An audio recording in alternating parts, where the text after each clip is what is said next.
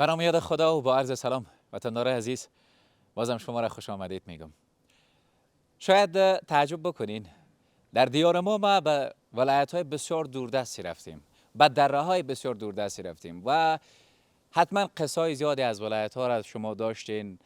بعض جاها و دشت‌ها و دره‌ها ممکن حیوانات، ممکن پرنده‌های بسیار کمیابی باشه.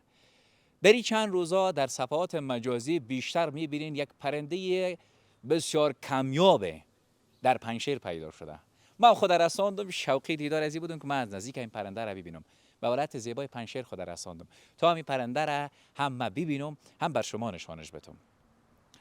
پرنده را اصلا به نام همای سعادت میگن. پرنده ای است که اصلا قصای زیادی در موردش وجود داره. ای که در کجای پنجشیر پیدا شده، شاید اکثر کسا در صفحات مجازی دیده باشین. در جنگلای کرامان میگنش دیگه، سمتای ولسوالی دره، طرفای قریه عبدالله و طرفا پیدا شده. کی پیدا کرده، ایره چه رقم پیدا کردن و بعد از این بخیر چی پلان دارن روی از این پرنده نگهداری میشه، یا ای که گفتن روی به خاطر تداوی نگاش کردن که تا کم تداوی شود دوباره را آزاد بکنن. قصای زیادی هسته، اما ما کل صحبت را همراه کسایی که پرنده در پیششان هست در خود ریاست زراعت ولایت زیبای پنجشیر آمدیم صحبت های از اونها را داشته باشیم. خود رئیس صحبت ها داشته باشه و کسی که پرنده را گرفته پیدا کرده چه رقم پیدا کرده و بالاخره تا اینجا آوردن. مردم هم خود باشنده ولایت پنجشیر از جای دور دور، اکثر کسا که از کابل هم میان، دوست دارن این پرنده را از نزدیک ببینن. شما که دور از کشور هستین، شما به یقین کامل میگم که برنامه را تعقیب میکنین. شما که در خود کابل یا در بعضی ولایت ها هستین، دوست دارین را ببینین و در مورد پرنده چه قصای خود داشتی میرم امروز ما بیننده باشین. بریم من پیش رئیس صاحب برم. بعد این وسط باید استاد شما رئیس بسیار زد میبخشین. من در جمع هستم پرنده ای که ما در موردش خودم هم در صفحات مجازی دیده بودم، خواستیم که امیر از نزدیک به تصویر بکشیم. رئیس به خود ریاست زراعت پنجشیر همراه ما هستن. خوب هستین ان شاء الله؟ بخیر سلامت باشین. اولین تشریف آوری شما را از ولایت کابل ولایت زیبای پنجشیر خوش آمدید میگیم. بخیر سلامت. الله بر شما اجر بده. درباره پرنده کمیاب و زیبا و نایاب که است، یک پرنده ای است که به نام همای سعادت یاد میشه. این در ولسوالی در ولایت پنجشیر یکی از دوستا وجه جنگ که رفتیده یا گرفتن. باز با هماهنگی ریاست زراعت با آمری صحت حیوانی ما انشالله را زیر علاج و درمان گرفتن. این پرنده است که در ارتفاع 3000 متر الی 4500 متر پرواز میکنه، در جای زندگی میکنه، تمام ساحات از زیر کنترل و مراقبت خود داشته باشه. به خاطر یک پرنده لاشخوار است. تقریبا 80-90 درصد غذای از یک است از استخوان تغذیه میشه و دوم در یک فصل 1 تا الی 2 تخم میکنه و در یک سال در یک جایی که باشه در همان جا زندگی میکنه. خب پلان چیز بخیر در آینده؟ من تا جایی گفتم در صفحات مجازی را تعقیب کردم، میگن که بعد از اینکه تداوی شه و پرواز بکنه آزادش میکنن، و یا هم در آینده بخیر تصمیم داریم که جفت ازی پیدا شه و نسل گیری شه و قصای زیادی از حال فی الحال کمی زخمی است و زیر دکتر صاحب مدیر صحت حیوانی ولسوالی در ما تقریبا 1 هفته میشه زیر علاج گرفته تا جای کمی صحتیاب شده.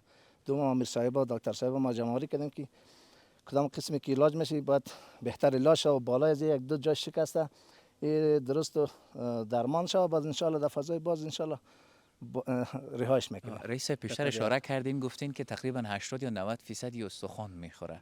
این که در کل گوشت و استخوان این خطرناک هم هست باز.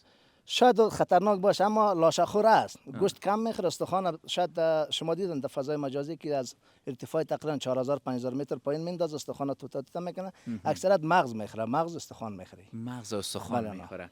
و بیشتر همی جایلوش کرده بودن پیش از اینکه جناب رئیس صاحب بیان، گفتن این نفرا که زیاد باشه گردش باشه، گفت میشرمه چیزی نمیخوره. اما هراس داره، نفرایی که زیاد باشه تو تا جای چیز هراس میکنه. اگر ایلاش بکنین چی مشکل داره؟ هیچ مشکل نداره. یا فرار میکنه؟ نه فرار نمیکنه، چیز مشکل نداره.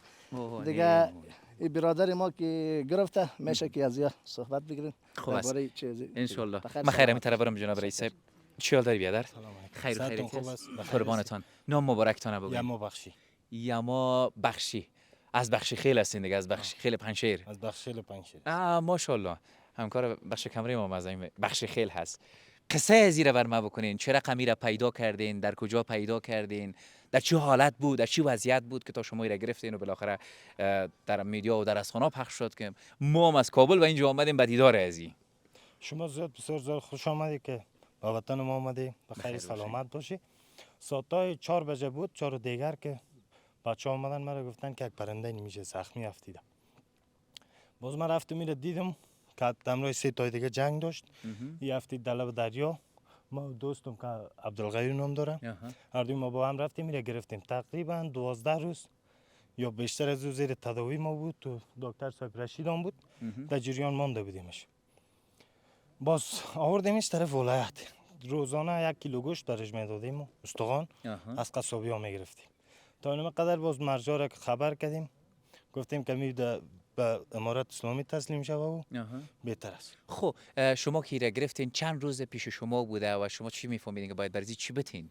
تقریبا 12 روز پیش 12 ما روز. بود. قبل از اینکه در جریان بگذارین مثلا دکتر صاحبا بیان چک بکنن که چی میخوره چی باید. امروز اولی که ما را گرفتیم دکتر صاحب در جریان موندیم، یعنی زراعت ولسوالی در جریان موندیم. این باز برای ما دوایی رو داد و غذایی رو پیشنهادات کرد. او غذا رو دادیم برش، دیگه هم دوا رو. بیشتر گوشت میخوره و استخوان.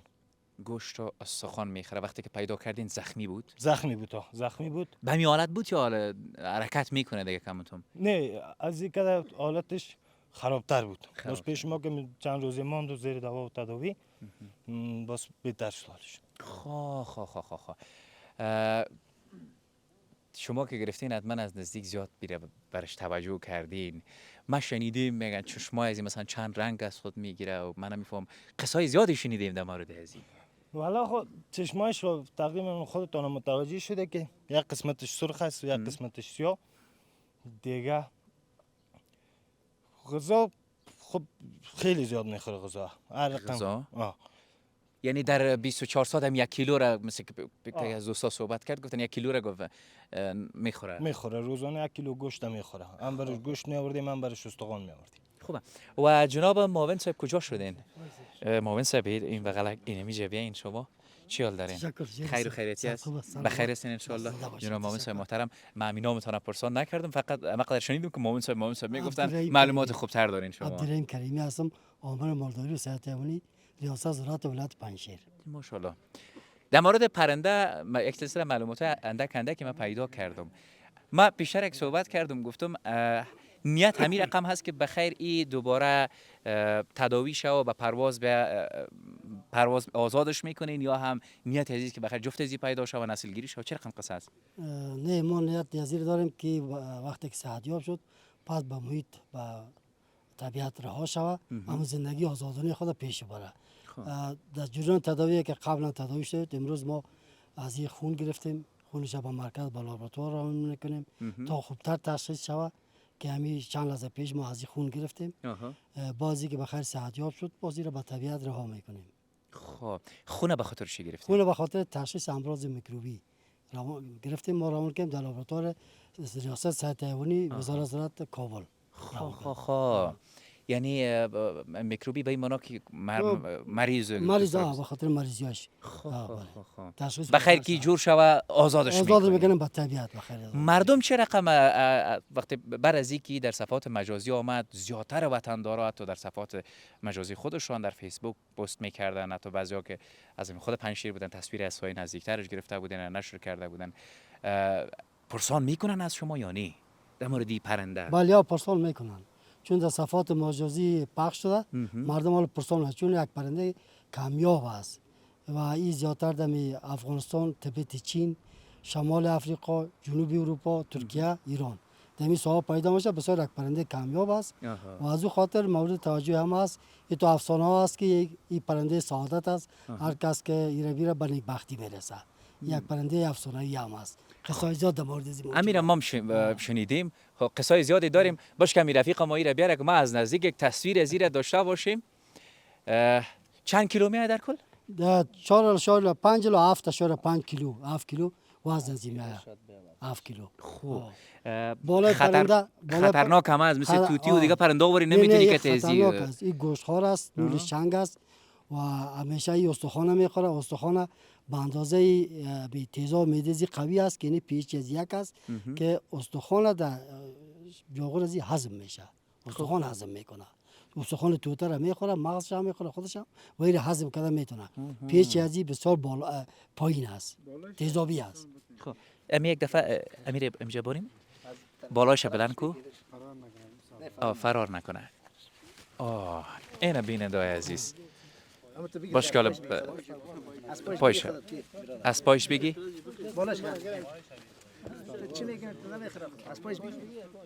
دیگه بالا از این تا 2 متر میرسه و طول بدنش هم 1.20 سانتی، دمش در حدود 50 سانتی و این یک حیوان بسیار بلند پرواز است. قسمی که رئیس پیشتر فرمودن این در ارتفاعات 3500 تا 4500 از سطح بر زندگی میکنه در جای سرد و تا ساحل تحت نظر داشته باشه. هر جایی که لاشه باشه، استخوان باشه، او را میره تو خود میگیره و اگر استخوان خوردهش نتونست بازی را میگیره، استخوان را در ارتفاعات بلند میبره، اوجه او را رها میکنه سر سنگ. وقتی که میده شد دیره باز میخوره. بیننده عزیز، ما در بسیاری ولایت‌های افغانستان حتی ما یک روز سفر داشتیم سمت نورستان. در یک نقطه جای موتر ما یک مشکل پیدا کرد. البته موتری که من لینی رفته بودم مشکل پیدا کرد. شب ناوقت شب بود. باز این موتروان گفتم که ما در یک نقطه جای موتر خراب شده که اگر ما اینجا شو باشیم چی؟ گفت شو امکان بودن ما در اینجا نیست. گفتم چرا؟ گفت اینجا اما اصطلاح وطنی بگویم دیگه، ما مردم پشتون ما کنری ما شما اگه اصطلاح میگم پړانګ گفت پړانګ ډیر دی، گفت خطرناک ده. گفت پلنگ دیگه با اصطلاح شاید پلنگ باشه. گفت پلنگ زیاد از خطرناک است. در بسیاری جاهای افغانستان، در بسیاری ولسوالی‌های دوردست افغانستان، در بسیاری دره‌ها که شاید شما در همه قدر شاید طرفای ولایت‌های فاریاب اگر برین گرزبان فاریاب اگر بگردین یک درهای بسیار خروشان داره که در طول 20 سال 25 سال گذشته که امنیت بهتر نداشت، او طرفا تا آخرای دره که میرفت یک چیز خاص بود که نمیگفتن مشهورترین آبشار جهان، آبشار دومین آبشار مشهور جهان که بردوج گفتن، ولی او آبشار که من دیدم فکر میگم شاید مقام اول رو باید بگیره در سطح جهان، بخاطر که طبیعت خاص داره. خب با او طبیعتی که داره حتما چیزای هم در اونجا نهفته است که از چشم پنهان است. مثل که یک آبشار را نشان دادن که من نمیدونم تا چه اندازه حقیقت داره، من رفتیم ماموره که صدا میکردن، میگه بیا آب صدا میکردن بیا به حکم الله، که باز آب از اون بالا خودش رو تو مد میآمد. چه قصه و چه داستان داره اینم من نمیدونم، اما چند تصویر بسیار کوتاه از این خود پرنده داشته باشین. قصه زیاتر امرای معاون صاحب باز من می داشته باشیم که این گوشتی که بر از اینو آوردن این رو چه رقمی چیز میکنن قصه رو می داشته باشیم. بیننده عزیز، ما معاون صاحب کنارم دارم، اونو گوشتی است که برش آوردن که من اینفورماسیون زمان سر آوردن معاون صاحب. یک ساعت پیشتر آوردیم. یک ساعت پیش آوردن. گوشت آوردیم و توتیش کردیم که بخوره. خب معاون صاحب در مورد از این پرنده در مورد عمرش بر من نگفتین. عمر از این در حدود 45 سال است. یعنی در صورتی که در اسارت باشه تا 45 سال است. اگر در طبیعت آزاد باشه ممکن از این هم بیشتر باشه. خب خود از این چند ساله باشه؟ تخمینا در حدود 15 16 سال است. 15 16 سال است. یعنی 45 سال یا عمر میکنه. 45 سال عمر. الله. و در حدود 2 تا تخم میگذاره در زمستان، باز 1 الی 2 تخم، باز 1 الی 2 چوچه میده و چوچه از این تا 2 سالگی وابسته به والدینش میباشه و پای از این پردار است. دیگه یکی از پرنده‌های کامیاب است و همیشه گوشتخوار است. جنسیتش دیگه نر است ماده است، رقم تون تشخیص داده شده؟ نه تشخیص داده فعلا نشده تشخیص داده. یعنی رویش کار جریان داره که تشخیص کنیم که نر است یا ماده است. این تشخیص کار جریان داره بالا است. باش ما به بیننده نشان بدم اینجا به پیش.